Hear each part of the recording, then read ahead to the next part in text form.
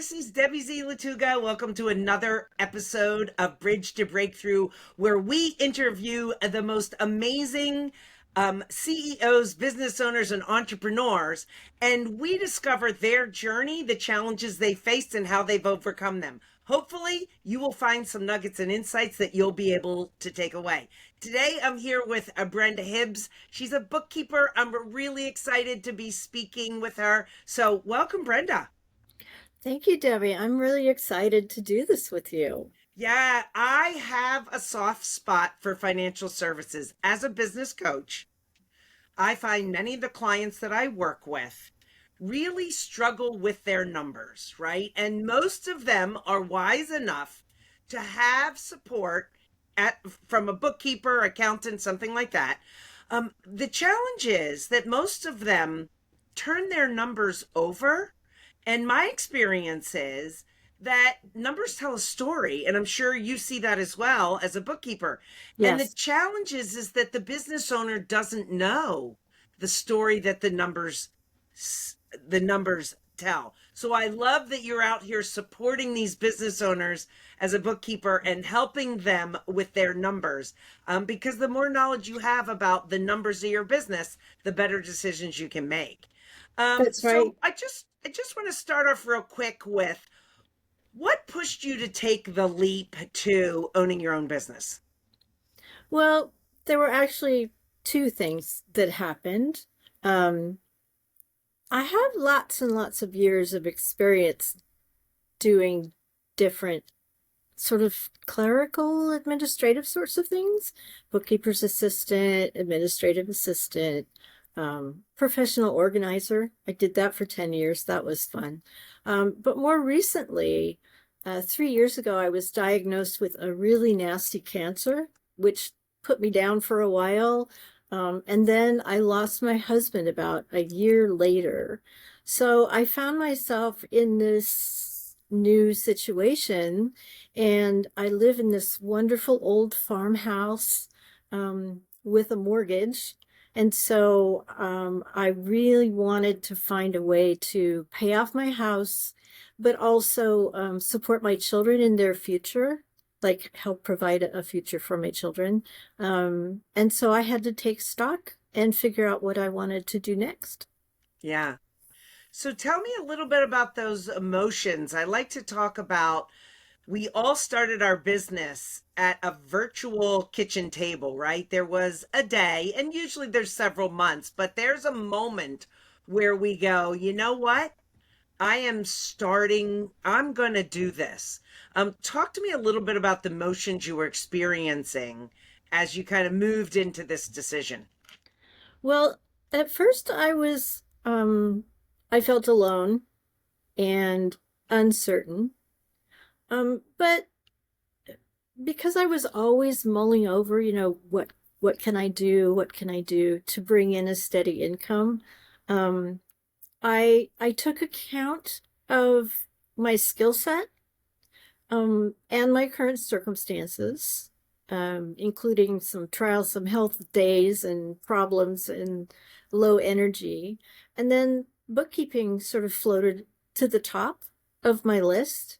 And as something I'd always enjoyed doing, I love working with numbers. I love solving puzzles. I love working with Excel spreadsheets. And so once that floated to the top, I got pretty excited. I was like, oh yeah, that's something I know, know how to do. And I love helping people. Um, and so it was really exciting to think of helping small businesses succeed in today's challenging circumstances.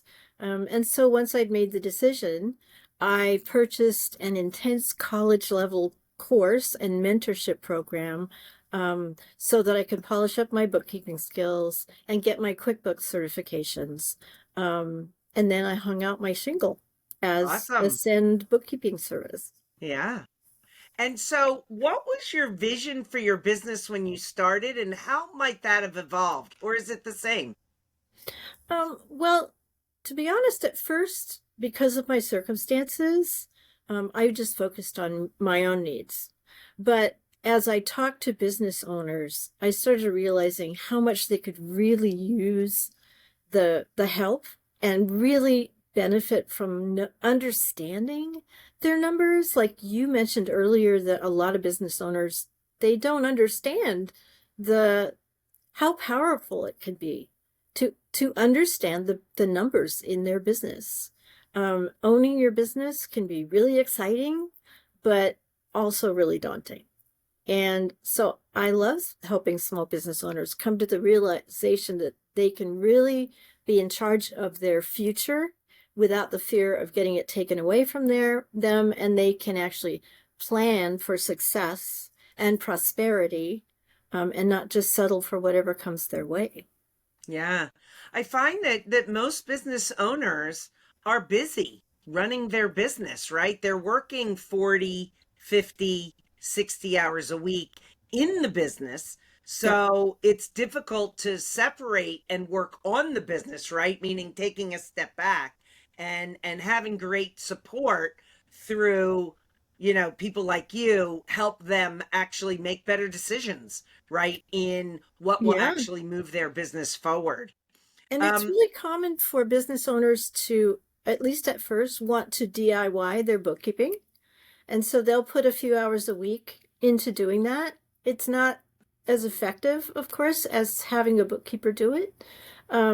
But what they don't realize is DIY bookkeeping can be costing thousands of dollars a year in lost business opportunity. The time that the 2 or 3 hours a week that you are working on your own books, that translates to what, 8 to 12 hours a month, which is 100 and some on hours a year, that you could be finding new business, finding new products, selling to new customers. How much more income could you be getting if you weren't putting that time into doing your books? yeah, the cost of doing your books, right? And people Right? don't, they're like, well, I'm saving the money.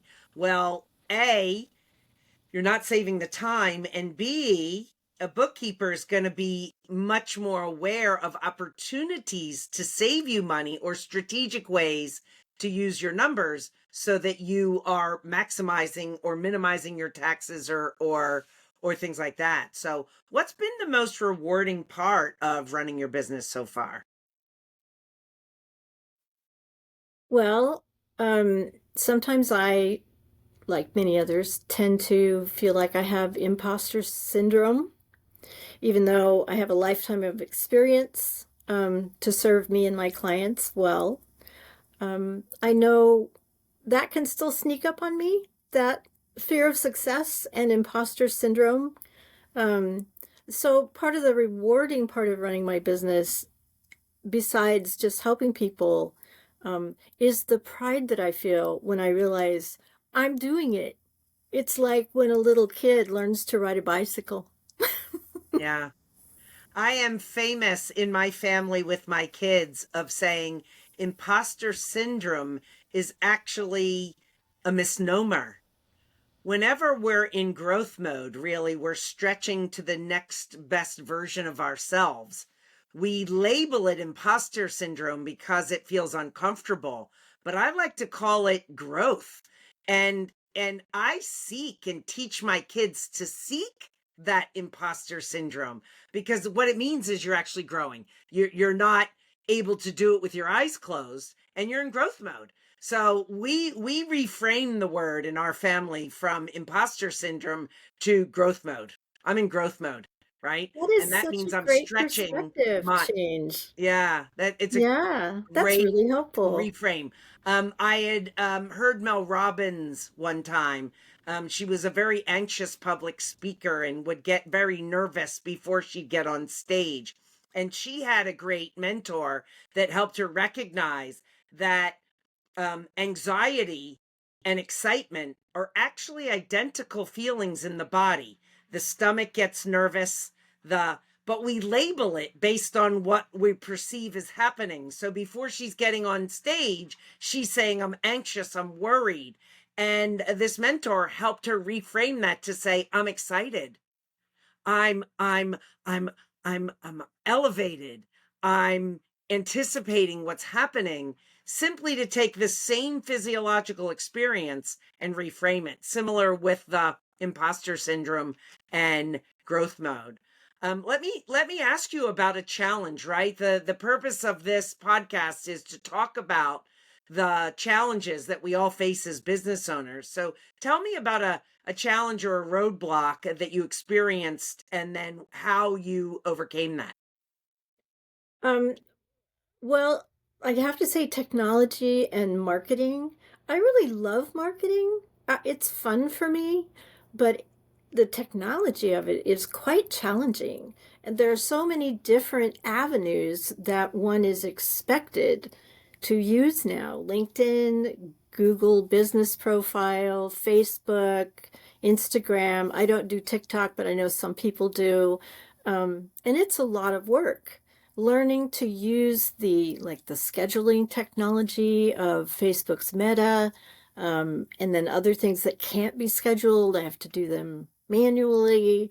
But compared to setting up my Google business profile and Google Voice to get a second phone line and LinkedIn and my Facebook page and Instagram, learning QuickBooks Online, getting my certification, and other specialist certifications was a breeze. But the way that I solved that challenge of all the technology is just doing one thing at a time. Yeah. One thing at a time well, making sure it's set up properly and it's working the way I want it to, and then on to the next thing. So making a checklist, working on one thing at a time, checking them off. And then once they were all done, it just feels really good. Yeah. Listen, I've been doing tech since the internet, and I find tech challenging, right? I It's have just, too. I've been using computers since like 1980 yep, yep, and the internet since it was invented. yeah, But yeah, it's still, it changes all the time. That's part of the yeah, problem. yeah. I am to the point in my life where now, when I'm faced with those challenges, I like to go find people who are, I don't want to learn anything else. I can, I'm capable. I don't want to. So I like to go and find people that can help me do those things. Oh, So I that, so look forward to doing that, Debbie. yeah, yeah. So So who the or way that what? I overcame it, besides just doing one thing at a time, Mhm. was I trusted in my own abilities. I know that I have the experience to do this. I'm the person my friends come to when they're having trouble with their computers. Yeah. I really have to believe in myself. And I keep remembering something a dear friend said to me one time: there are no problems, there are only solutions. So a problem is an opportunity to find a solution. It's not something that you look at and go, oh my gosh, I can't solve this. Right. Everything is solvable. And so I have an idea of the tech stack that I would like to eventually have in place. And I have the confidence that I will get there. Yeah. Yeah. So who or what inspires you during tough times? Well, there's one woman in particular. She ended up being a dear friend. But when I was in my early 20s, she was one of my first employers. Her name was Linani. I lived in Hawaii at the time. And she took me under wing. I was probably 7 years older than her oldest child. So she took me under wing just like one of her kids. Um, and her example of how to have fun while being the vice president of a corporate real estate company that bought and sold islands and skyscrapers, that was really foundational for me Yeah. to see what a well-rounded person she was, but also she didn't take any guff from anybody. She was, yeah, she was a really good advocate for herself. She was gracefully and kindly assertive. And I watched her go through trials in life with positivity and grace. And that's always stuck with me. And Yeah. sometimes when I'm in a situation where I'm not sure what to do, I will ask myself, what would Leilani do? Yeah.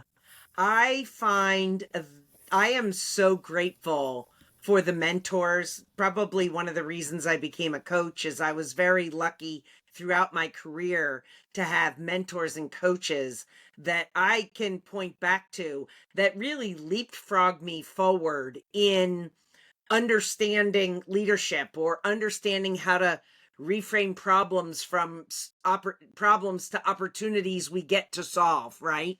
And if I hadn't had those great mentors and coaches, I'm often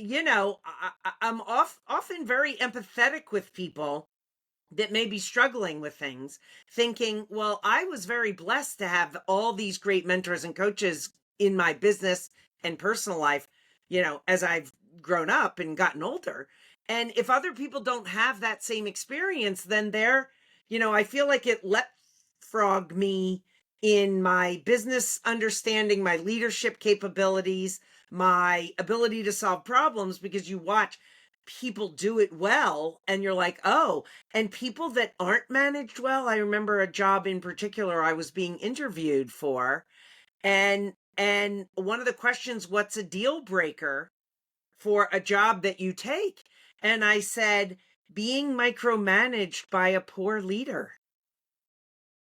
Right? And if Yeah. you've never been managed well, then guess what? You become a leader and you struggle to lead because the only examples you've ever had is from people that led by intimidation or led by anger or led by fear. That makes you at a disadvantage because you just didn't have the good luck of being led well. I must Um, have learned that pretty early because I remember I quit 2 jobs in my 20s because I was being micromanaged yeah, and yeah, I wouldn't tolerate it. yeah. But If at you the could go time, jobs back, were easier to get. we'll say that again. At the time, jobs were easier to get.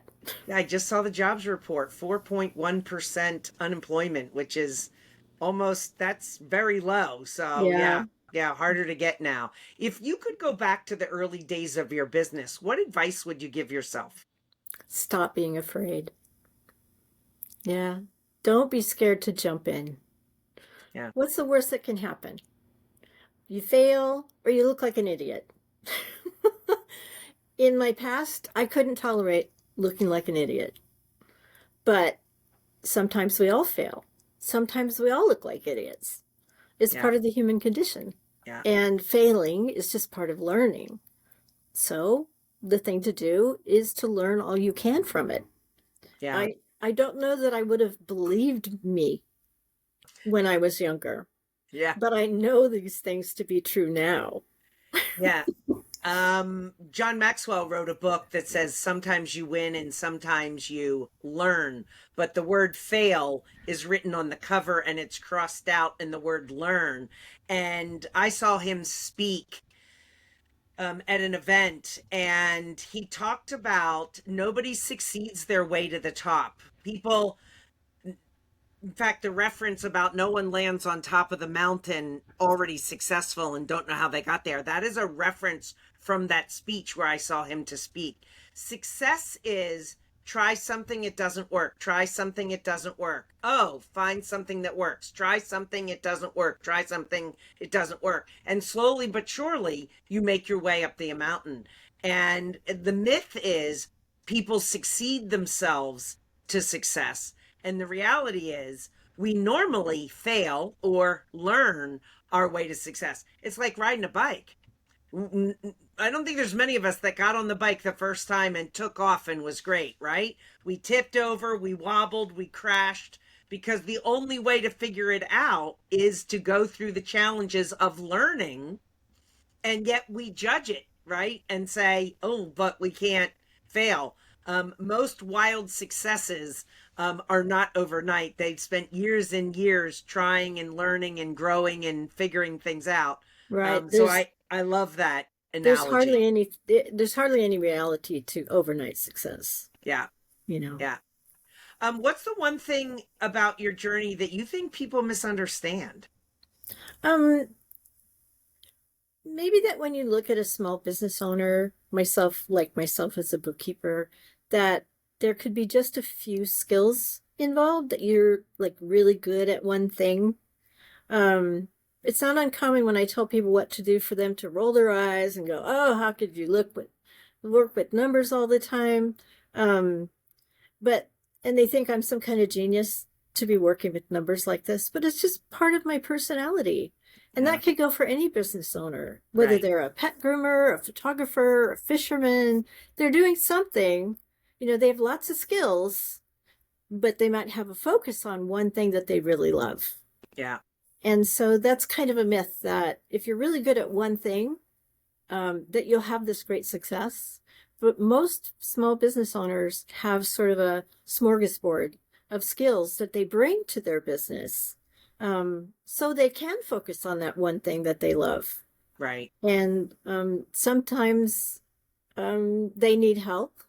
I was going to mention earlier when you had asked about giving myself advice in the past, that another piece of advice that probably would have stood me well when I was younger is don't be afraid to get help.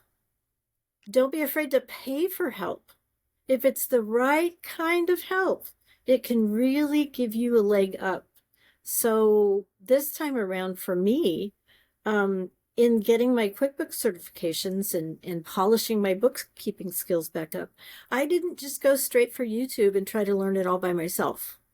Right. That would not have been very effective. I Yeah. paid for an intense college level course and a mentorship. The mentorship is so precious, so valuable. It's like the biggest part of what I paid for, not Right. just the lessons, Mhm. but the support that comes afterward. So Yeah. you have to be judicious about how you go about that. Don't just buy any old fly-by-night program. You have to do some research. But that's a thing that if I'd known when I was younger, I think it would have helped me a lot. Yeah. Yeah. Hey, you're singing to the choir, right? Yeah, Be- I know. because, there's I think it's an African proverb that says, if you want to go fast, go alone. If you want to go far, go together. And it's stunning to Yeah. me the amount of business owners that I speak to that don't have a mentor or coach. And I look back at my own career and how I leapfrog, just huge strides, and how fast I was able to run. Having a mentor or coach help me navigate challenges rather than figuring out I'm smart, but if I have to figure out on my own, I'm probably going to have to fail a couple of times before I figure it out. But with a mentor, you can fail once and they can help you figure out what the challenges were so you minimize that chance going forward. So yeah. And it also can really boost your confidence and help you get rid of that imposter syndrome Yeah. quicker. Yeah, for sure. Yeah. So what brings you the most joy in your business today? Helping people. The more I get to know about it, the more I examine individual types of small businesses. And like I said, in the past, I had experience as a bookkeeper's assistant, so that meant I wasn't really dealing with the clients. I was just dealing with the numbers. Right. But as a bookkeeper, I deal with the clients. I listen to the problems that they're dealing with. So my friend Uri, for instance, he's had his business for 4 months and he hasn't done any bookkeeping. He's really confused about what he needs to do. He really wants to do it right. He wants to get his taxes done and he wants, his books all cleaned up, and he doesn't have a clue how to go about it. He doesn't know what financial reports are for. And so the opportunity to help a business owner really understand those things is really powerful. Yeah. It's right, like really empowering them, not just to do something they love, but to do it with more confidence. Right. And be able to have more confidence in their vision and goals for the future. Would they Right. like to grow? Would they eventually like to have employees? Would they eventually like to have contractors who are doing the work for them and they're just keeping everything organized? Yeah. So yeah, there's more, at least to me. I did put that forth in my mentorship program yesterday or the day before, that I was going to help my friend help find ways to market his locksmith company, because it's not like a person with accounts, like a pet groomer or a lawn care person. They have accounts and they go there every week, or every 2 weeks, and they do their job. It's not like that for a locksmith. Right. Everything's an emergency. Yeah. Somebody lost their key, somebody can't get into their house. And so that's a real marketing challenge. And it was fun for me to do the research and send him an email, full page of different ways that he could market his unique business, Yeah. which I could tell empowered him a little bit. He was feeling a little hopeless. Yeah. And when I sent him that, and research is my superpower, so Yeah. it's easy for me. So it's not I, bookkeeping, but it's helping. And yeah. that's what I really like. What I love about that is it's not just about you're building a relationship. It's not just about doing the books. It's about helping another human navigate the challenges they might be facing. I love that, and I admire that in the support people for business owners. I have such a soft spot that they are experts at what they do, but they need support with everything else. So Yep. so where can people find you, right? Do you do bookkeeping all around the country?